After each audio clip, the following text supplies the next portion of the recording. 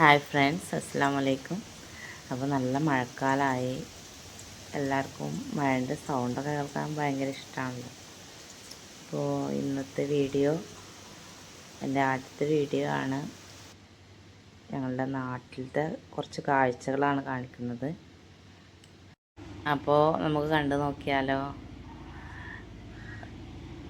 പുഴൻ്റെ നടുവിലൂടെ ബൈക്കിന് മാത്രം പോകാൻ കഴിയുന്ന ഒരു പാലാണ്.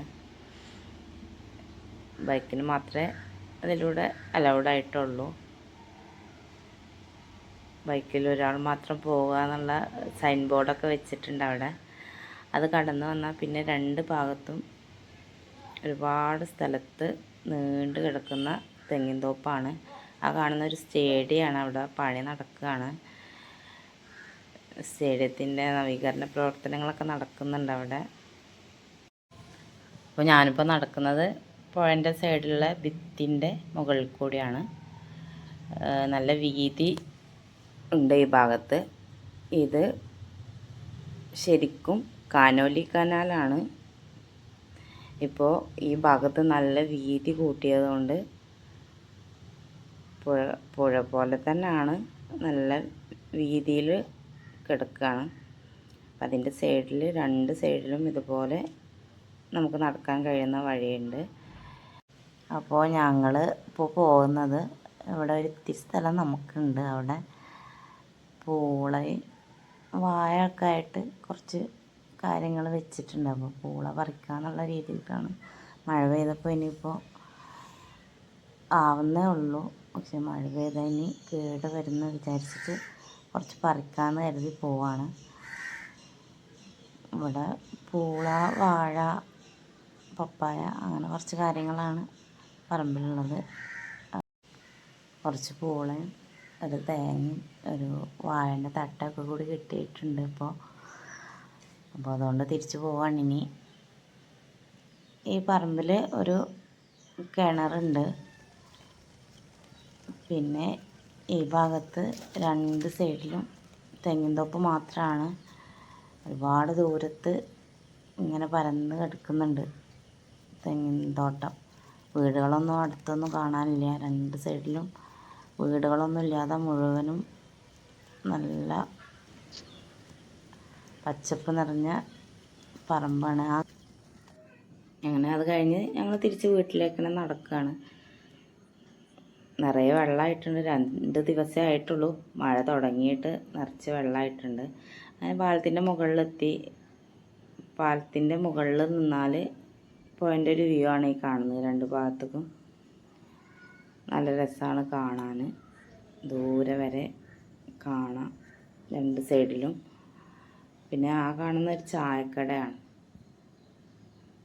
വേസ്റ്റൊക്കെ വന്നിട്ടുള്ള പുഴയിലൂടെ ഒഴുകി പോവുകയാണ്. ആ കാണുന്നതാണ് ഞങ്ങളെ വീട്. ഇനി ഇറങ്ങിയാൽ നിറയെ വെള്ളമാണ്. അത് കടന്നിട്ടാണ് അപ്പുറത്ത് കിടക്കാൻ. അപ്പോൾ അവിടുന്ന് ഉള്ളൊരു വ്യൂ ആണ് ആ ഭാഗത്തും. അതുപോലെ തന്നെ രണ്ട് സൈഡിലേക്ക് തെങ്ങിൻ്റെ പറമ്പ് തന്നെയാണ്. ആ കാണുന്നൊരു ചായക്കടയാണ് കേട്ടോ. വൈകുന്നേരം നല്ല സ്നാക്സൊക്കെ കിട്ടും. സ്നാക്സും ചായയും. രാത്രി ആയാൽ അൺലിമിറ്റഡ് നെയ്ച്ചോറും കോഴിയൊക്കെ ആയിട്ട് ആളുകൾ വന്നിരിക്കാറുള്ള സ്ഥലമാണ്.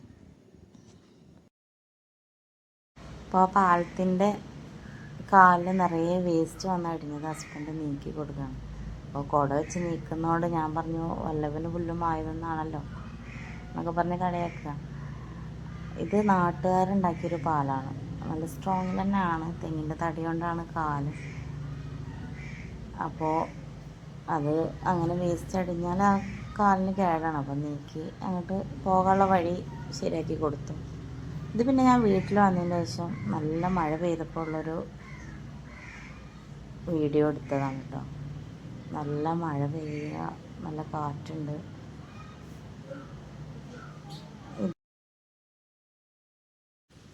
ഇതതുപോലെ വീടിൻ്റെ മുകളിൽ പോയിട്ട് എടുത്തിട്ടുള്ള ഒരു വീഡിയോ ആണ്. മുകളിൽ നിന്ന് നോക്കുമ്പോൾ ഫുള്ള് വെള്ളം ആയിട്ടുണ്ട്.